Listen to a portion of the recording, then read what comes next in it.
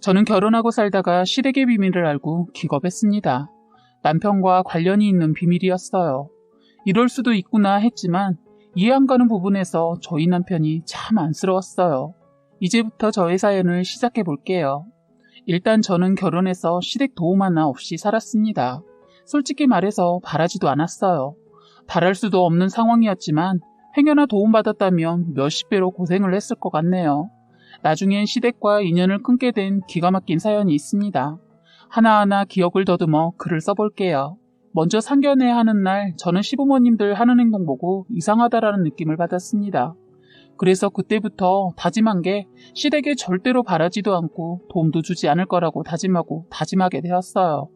저희 시어머니라는 사람은 큰아들 일이라고 하면 자다가도 벌떡 일어나는 사람이고 시아버지 역시 아들이 큰아들만 있는 듯이 행동을 하십니다. 그날도 둘째 아들은 주워왔는지 마치 아들을 집안의 종처럼 대하고 의자에 엉덩이 붙이고 앉아있지도 못하게 사소한 심부름을 시키더라고요. 보다 못한 저희 친정엄마가 한 소리 했습니다. 사돈, 우리 사위만 왜 이렇게 부려먹어요? 더군다나 오늘 주인공인데. 사위 얼굴을 제대로 보고 있지를 못하겠네. 조금은 가시가 있는 말을 하자 대뜸 저희 시아버지 한다는 말이 더 웃기더군요. 주인공은 무슨, 그럼 나이 많은 형이 동생 시중을 들어야 하겠습니까? 하는데 어이가 없었어요. 그래서 엄마가 사돈, 충분히 큰 자제분이 하셔도 될 것들을 왜 둘째 아들한테만 시키는 것 같아서 그럽니다. 그러면서 엄마가 자네 이제 그만 앉아있어. 누가 주인공인지 모르겠네. 누가 보면 주워온 자식인 줄 알겠네. 엄마의 한 소리에 분위기는 싸해졌습니다. 그러자 저희 신랑이 나서서 분위기를 좋게 하려고 했지만 시댁 사람들은 하나같이 약속이라도 한 것처럼 재수없게도 상견례가 끝날 때까지 인상을 쓰고 있었어요. 그날 예비 형님은 애 때문에 참석을 못했는데 있었어도 상황은 다르지 않았을 것 같은 분위기였습니다. 그렇게 저희는 그런 상견례를 치르고 나서부터는 시댁 사람들이 어떤 사람이란 것을 알고부터 그때부터 엄마와 아버지는 저희 신랑을 엄청 챙기고 아꼈습니다. 워낙 착해서 다 내내 하는 모습도 짠하고 그동안 가족들한테 사랑도 제대로 받지 못하고 치임해서 살아왔을 안쓰러운 저희 신랑을 생각하니 더 잘해주고 싶고 시부모님들은 더 싫더군요. 왜 싫은 사람들은 더 싫어지게 행동을 하는지 모르겠어요. 시부모님 한 분도 아니고 두 분이서 쌍으로 저희한테 바라는 것은 어찌나 많은지 아주 기가 막힌 일을 말하자면 시부모님이 저희 결혼 전까지 신랑의 도움으로 그동안 잘 살아왔다는 것도 들었는데 결혼해서까지 저희 신랑의 도움을 바라더군요. 하루는 제가 신혼살림 정리도 할 겸 회사도 쉬고 집에 있었는데 한 통의 전화가 왔습니다. 바로 시어머니였어요. 어찌나 말도 많고 자랑질을 하는지 기가 따가울 정도였습니다. 그 자랑은 바로 아주버님 자랑을 하는 거예요. 저희 결혼하기 전에는 백수였던 아주버니가 사업을 한다고 들었는데 대박이 났다는 겁니다. 뭐 어찌됐건 좋은 일이니 같이 기뻐할 일인데 문제는 저희 보고 선물을 하라는 거예요. 그것도 시부모님이 보낸 걸로 해달라는데 어이가 없었죠. 그래서 제가 어머님, 아주버님 사업이 잘 됐다니 마땅히 축하할 일이고 선물이야 할 수 있지만 왜 저희가 보내는 걸 어머님 이름으로 해야 하죠? 하자 시어머니 한다는 소리가 내가 돈이 없어서 그런다. 우리 큰아드님 사업한다고 해서 있는 돈 없는 돈 다 끌어다 모아서 줬더니 선물을 할 돈이 없다. 이러더군요. 그러면서 왜 시애미 이름으로 선물하는 게 싫으냐? 넌 이런 사소한 것 가지고 따지는 애였니? 하는데 기가 막힌 것은 가격이었습니다. 어머님, 한두 번도 아니고 자그마치 100단위예요. 그런데 사소한 것이라니요? 저 그런 돈 없어요. 어머님도 돈이 없으면 가격을 다운시키던가 아니면 그냥 생색만 내세요. 더군다나 사업자금 대줬다는데 뭘 선물까지 하시고 그래요? 하자 성질을 내면서 넌 하기 싫으면 싫다고 하지. 지금 누굴 가르쳐 들려 해? 그리고 내 귀한 아들이 네 입에 이딴 식으로 오르락내락 거려야 하겠냐? 하기 싫으면 하지 마라. 그렇게 말하고 전화를 끊어버리더군요. 그날 전화 끊고 기분 너무 엉망이었어요. 한동안 잊고 있었던 생각이 또 났습니다. 상견례 할 때도 기가 막히게도 아주버니 백수였는데 저희 쪽에 행여나 우습게 보인다고 거짓말로 사업한다고 속였더라고요. 그리고 시어머니, 아주버님한테는 아드님 하며 떠받듯이 하면서 저희 신랑한테는 이 새끼 저 새끼 하십니다. 그것도 저는 결혼하고 한 달쯤 되었을 때 시댁에 갔다가 우연히 듣게 되었네요. 제가 있을 때는 거의 신랑한테 말도 걸지 않았는데 행여나 호칭을 실수할까봐 그랬나 보더군요. 저는 시어머니의 말을 듣고 어이없어서 한 소리 했습니다. 그랬더니 조심하고 고친다고는 못할 망정 몇십 년을 그렇게 해왔는데 어떻게 고치냐고 하는데 남 같으면 머리채 잡고 싸워버리겠더군요. 그래서 저는 제 앞에선 절대로 새끼라는 말 쓰지 말아달라고 하고 집으로 왔습니다. 그 이후로 몇 번 실수하길래 째려보듯이 딱 한마디 했어요. 이러시면 저도 생각이 있습니다. 저 만만하게 보셨나 본데 저 건드리면 참지 않습니다. 했더니 씩씩거리면서 고쳐보마 한마디 하고 방으로 들어가 저희 가는 거 내다도 안 보더군요. 시어머니가 그날 그렇게 나올 수밖에 없었던 것은 시댁 어른들이 함께 있는 자리였기 때문입니다. 시댁 어른들 앞에서 무안을 줬더니 화가 나셔서는 방 안으로 들어가 버리더군요. 그곳에 계셨던 고모님들이 한 소리 했거든요. 제 말이 맞다며 이제 결혼도 했는데 새애기 말에 따르는 것이 맞다고 하시면서 배울 것은 애한테도 배워야 한다며 어머님께 무안을 주셨어요. 그렇게 호칭해 가는 것은 일단락 되었는데 큰 문제는 시어머니와 저희 신랑 사이에서 돈이 관련되어 있었어요. 신랑이 결혼을 해서는 시댁집에 돈 드리는 거 그만하고 용돈만 드리겠다고 하면서 일이 터지게 되었지요. 신랑이 그동안은 알바도 하고 일 들어오는 거 가리지 않고 일을 해서 시부모님과 아주버님 가족에게 도움을 주었던 모양이에요. 아버님이 가지고 계신 재산도 거의 바닥이 나자 저희 신랑한테 손을 내민 거였어요.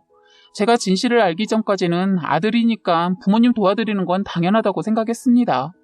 형이 열심히 해도 안 풀리니까 동생이 도와줄 수 있다고 생각했습니다. 어려울 땐 서로 돕는 게 맞다고 생각했거든요.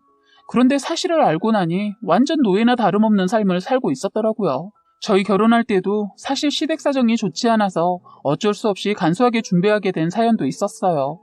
큰아들 잘 되면 저희 신랑한테 빌린 돈도 결혼 전에 다 청산해 주신다고 해서 빌려드렸는데 그 돈도 받지 못해서 결혼을 무작정 미룰 수 없어서 그냥 간소하게 시글을 올리게 되었어요. 그래서 저희 친정에서 신랑의 사정을 알고 예물은 엄마가 그냥 해주었어요. 그런 것도 다 알면서 갈수록 시부모님들 뻔뻔하게 행동하는 거 보고 피가 치솟더군요. 돈보단 신랑한테 욕까지 하는 것을 보고 너무 화가 났어요. 아들 노릇은 저희 신랑이 다 하고 있는데 사랑은 아주버님만 받고 있는 것이 화가 났습니다. 그래서 저 그날 착한 신랑을 대신해서 제가 집안을 발칵 뒤집어 놓고 집으로 갈까 했는데 기가 막힌 사실과 함께 신랑이 참고 눌렀던 것이 터지면서 시댁을 발칵 뒤집어 놓았어요. 그날은 다 같이 모여서 저녁 먹기로 한 날이었습니다. 시어머니 오늘만큼은 조퇴를 하라고 해서 간신히 회사에 말하고 조퇴하고 왔는데 시어머니 제가 온 줄도 모르고 저희 신랑을 잡고 있더군요. 너무 열받은 상황이라 음식이고 뭐고 시어머니한테 따지고 들었죠. 어머니, 혹시 저희 신랑 입양이라도 하신 거예요? 아버님이 바람펴서 데려왔으면 아버님이라도 잘해줄 거고 어머님이 반대로 바람이라도 폈거나 재혼하셨다면 반대로 어머님이 잘해줄 텐데 한 분이라도 신랑을 챙기면 제가 이런 말도 안 되는 것을 생각하지 않았을 거예요. 두 분이서 같이 저희 신랑을 잡는 것이 너무 이상해서 묻는 거예요. 하는데 두 분 다 아무 말도 없더니 이상하게도 예전 상견례 때처럼 또 침묵만이 흘렀어요. 그런데 솔직히 말은 그렇게 했지만 신랑의 아버님을 많이 닮아서 그렇게 말하는 제가 더 그랬어요. 그런데 그 침묵을 깬 사람은 바로 저희 신랑이었어요. 맞아, 나 입양이야. 입양이나 다름없지. 아버지가 내 큰아버지야.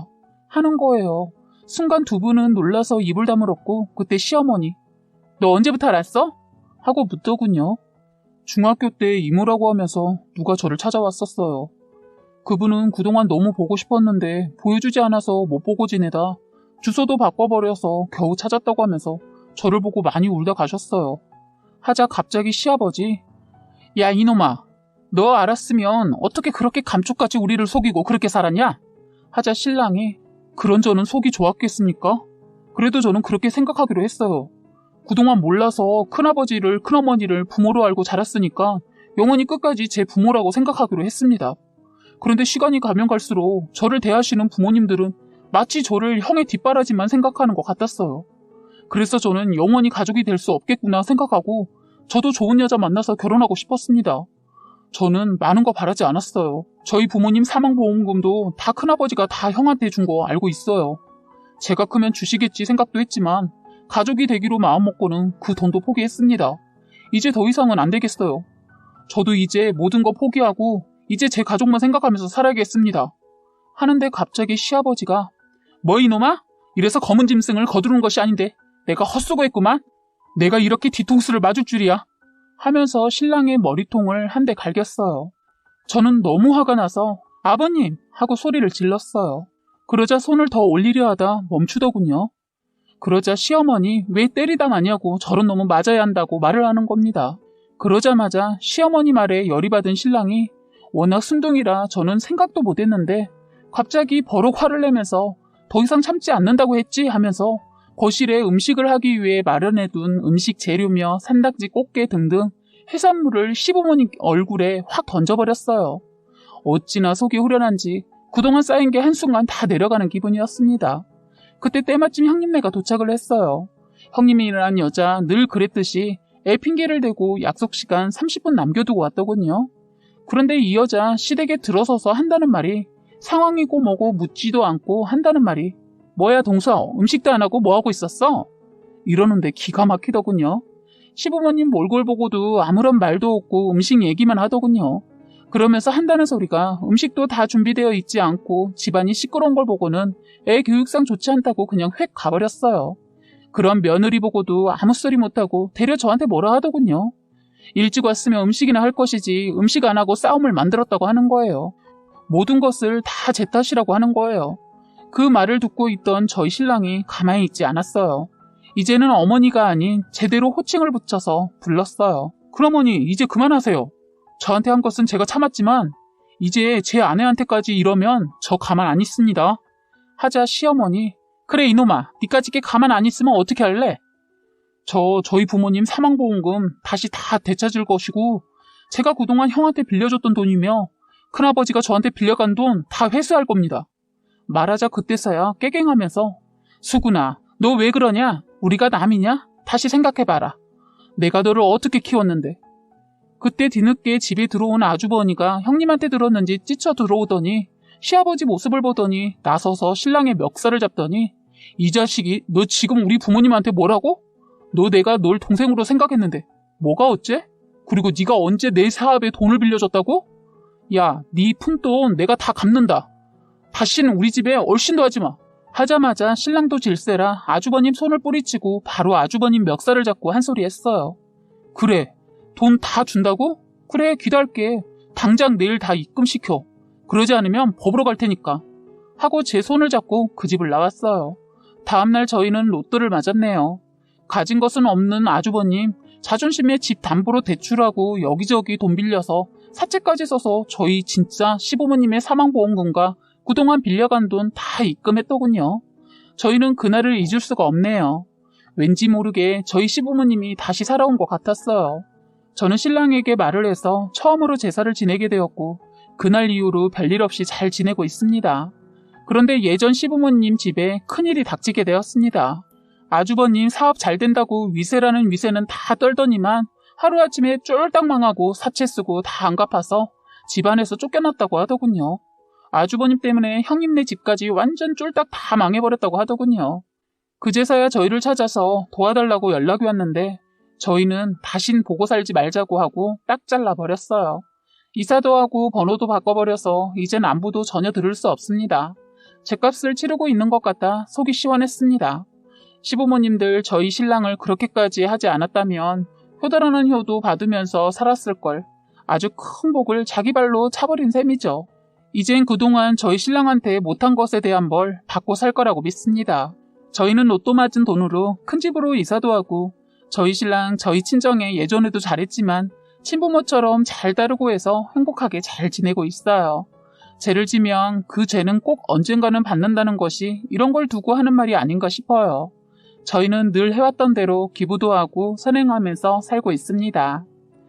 지금까지 여러분의 소중한 사연을 읽어드리는 해바라기 사연방이었습니다. 구독과 좋아요, 알림 설정 부탁드리겠습니다.